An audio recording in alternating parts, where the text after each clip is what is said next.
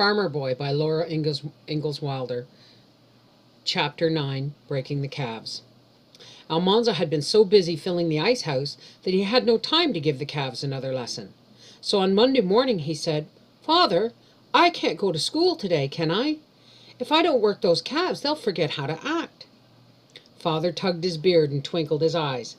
"It seems as though a boy might forget his lessons, too," he said. Almanzo had not thought of that.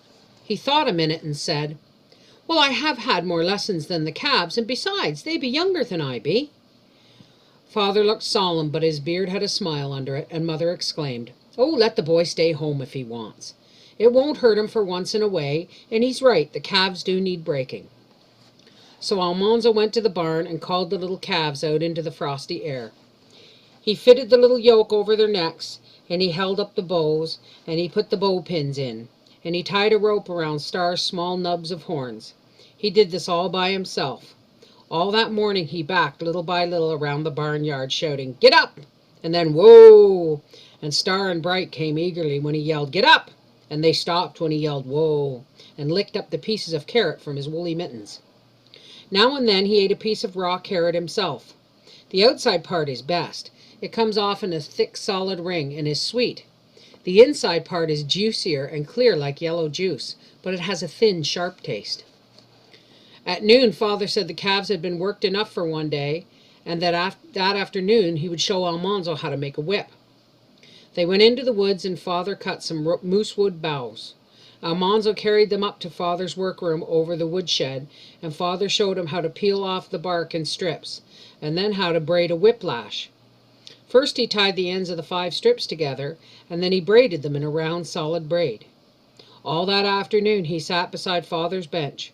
Father shaved shingles, and Almanzo carefully braided his whip, just as Father braided the big black snake whips of leather.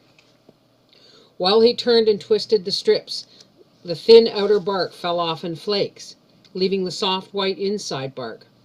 The whip would always have been white, except that Almanzo's hands left a few smudges. He could not finish it before chore time, and the next day he had to go to school. But he braided his whip every evening by the heater till the lash was 5 feet long. Then Father lent him his jackknife, and Almanzo whittled a wooden handle and bound the lash to it with strips of moosewood bark. The whip was done. It would be a perfectly good whip until it dried brittle in the hot summer. Almanzo could crack it almost as loudly as Father cracked a black snake whip. And he did not finish a minute too soon, for already he needed to give the calves their next lesson. Now he had to teach them to turn to the left when he shouted "Haw," and turn to the right when he shouted "Gee." As the whip was ready, he began. Every Saturday morning he spent in the barnyard teaching Star and Bright. He never whipped them. He only cracked the whip. He knew you could never teach an animal anything if you struck it, or even shouted at it angrily. He must always be gentle and quiet and patient, even when they made mistakes. Star and Bright must like him and trust him and know he would never hurt them, for if they were once afraid of him, they would never be good, willing, hard-working oxen. Now they always obeyed him when he shouted, "Get up!" and "Whoa!" So he did not stand in front of them any longer. He stood at Star's left, and Star was next to him, so Star was the nigh ox. Bright was on the other side of Star, so Bright was the off ox. Almanzo shouted, "Gee!" and cracked the whip with all his might close beside Star's head. Star dodged to get away from it, and that turned both calves to the right. Then Almanzo said, "Get up!" and let them walk a little way quietly. Then he made the whiplash curl in the air and crack loudly on the other side of Bright, and with the crack he yelled, "Haw!" Bright swerved away from the whip, and that turned both calves to the left. Sometimes they jumped and started to run, and then Almanzo said, "Whoa," in a deep, solemn voice like his father's. And if they didn't stop, he ran after them and headed them off. And when that happened, he had to make them practice "get up" and "whoa" again for a long time. He had to be very patient. One very cold Saturday morning, when the calves were feeling frisky, they ran away the first time he cracked the whip. They kicked up their heels and ran bawling around the barnyard, and when he tried to stop them, they ran right over him, tumbling him into the snow. They kept right on running because they liked to run. He could hardly do anything with them that morning, and he was so mad that he shook all over and tears ran down his cheeks. He wanted to yell at those mean calves and kick them and hit them over the head with the butt of his whip, but he didn't. He put up the whip, he tied the rope again to Star's horns, and he made them go twice around the barnyard, starting when he said get up and stopping when he yelled whoa. Afterward he told Father about it, because he thought anyone who was as patient as that with calves was patient enough to be allowed at least to currycomb the colts. But Father didn't think of that. All he said was, "That's right, son. Slow and patient does it. Keep on that way, and you'll have a good yoke of oxen yet." The next Saturday, Star and Bright obeyed him perfectly. He did not need to crack the whip because they obeyed his shout, but he cracked it anyway. He liked to. That Saturday, the French boys, Pierre and Louis, came to see Almanzo. Pierre's father was Lazy John, and Louis's father was French Joe. They lived with many brothers and sisters in the little houses in the woods and went fishing and hunting and berrying. They never had to go to school. But often they came to work or to play with Almanzo. They watched while Almanzo showed off his calves in the barnyard. Star and Bright were behaving so well that Almanzo had a splendid idea. He brought out his beautiful birthday hand sled, and with an auger he bored a hole through the crosspiece between the runners in the front. Then he took one of Father's chains and a linchpin from Father's big bobsled, and he hitched up the calves. There was a little iron ring underneath their yoke in the middle, just like the rings in the big yokes. Almanzo stuck the handle of his sled through this ring, and as far as the handle's little crosspiece. The crosspiece kept it from going too far through the ring. Then he fastened one end of the chain to the ring, and the other end he wound around the linchpin in the hole in the crossbar and fastened it.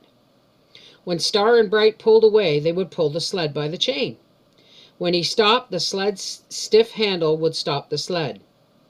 "Now, Louis, you get on the sled," Almanzo said. "No, I'm biggest," Pierre said, and pushing Louis back. "I get first ride." "You better not," said Almanzo. "When the calves feel the heft, they're liable to run away. Let Louis go first because he's lighter." "No, I don't want to," Louis said. "I guess you better," Almanzo told him. "No," said Louis. "Be you scared?" said Almanzo. "Yes, he's scared," Pierre said. "I am not scared. I just don't want to." "He's scared," sneered Pierre. "Yes, he's scared," said Almanzo. Louis said he was not scared either. "You are too scared," Almanzo and Pierre said. They said he was a fraidy cat. They said he was a baby. Pierre told him to go back to his mama. So finally Louis sat carefully on the sled. Almanzo cracked his whip and shouted, "Get up!" Star and Bright started and stopped. They tried to turn around to see what was behind them, but Almanzo said sternly, "Get up!" again. And this time they started and kept on going. Almanzo walked beside them, cracking his whip and shouting, "Gee!" and he drove them clear around the barnyard. Pierre ran after the sled and got on too, and still the calves behaved perfectly. So Almanzo opened the barnyard gate. Pierre and Louis quickly got off the sled, and Pierre said, "They'll run away." Almanzo said, "I guess I know how to handle my own calves." He went back to his place beside Star. He cracked his whip and shouted, "Get up!" and he drove Star and Bright straight out of the safe barnyard onto the big, wide, glittering world outside. He shouted, "Haw!" and he shouted, "Gee!" and he drove them past the house. He drove them up out of the wood, and They stopped when he shouted, "Whoa!" Pierre and Louis were excited now. They piled onto the sled, but Almanzo made them slide back. He was going to ride too. He sat in front, and Pierre held on to him, and Louis held on to Pierre. Their legs stuck out, and they held them up stiffly above the snow. Almanzo proudly cracked his whip and shouted, "Get up!" Up went Star's tail, and up went Bright's tail, and up went their heels, and the sled bounced into air. And everything happened all at once. "Wah! Wah! Wah!" said Star and Bright. Right in Almanzo's face were flying hooves and swishing tails, and close overhead were the galloping hindquarters. "Whoa!" yelled Almanzo. "Whoa!" "Ah!" said Bright. "Wah!" said Star. It was far swifter than sliding downhill. Trees and snow and calves' hind legs were all mixed up. Every time the sled came down, Almanzo's teeth crashed together. Bright was running faster than Star, and they were going off the road. The sled was turning over and over. Almanzo yelled, "Haw! Haw!" and he went headlong into the deep snow, yelling, "Haw!" His open mouth was full of snow. He spit it out and wallowed and scrambled up. Everything was still. The road was empty, the calves were gone, the sled was gone. Pierre and Louis were coming up out of the snow. Louis was swearing in French, but Almanzo paid no attention to him. Pierre sputtered and wiped the snow from his face and said, "Sacre bleu, I think you say you drive your calves, they not run away, eh?" Far down the road, almost buried in the deep drifts by the mound of snow over the stone fence, Almanzo saw the calves' red backs. "They did not run away," he said to Pierre. "They only ran. There they be." He went down to look at them. Their heads and backs were above the snow, the yoke was crooked, and their necks were askew in the bows. Their noses were together, and their eyes were large and wondering. They seemed to be asking each other, "What happened?" Pierre and Louis helped dig the snow away from them and the sled. Almanzo straightened the yoke and the chain. He stood up in front of them and said, "Get up," while Pierre and Louis pushed from behind.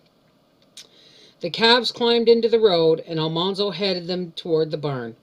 They went willingly. Almanzo walked beside Star, cracking his whip and shouting, and everything he told them to do they did. Pierre and Louis walked behind. They would not ride. Almanzo put the calves in their stall and gave them each a nubbin of corn. He wiped the yoke carefully and hung it up. He put the whip on the nail, and he hung the chain and linchpin and put them back where Father had left them. Then he told Pierre and Louis that they could sit behind him, and they slid downhill on the sled till chore time. That night Father asked him, "You have some trouble this afternoon, son?" "No," Almanzo said. "I just found out I have to break Star and Bright to drive when I ride." So he did that in the barnyard.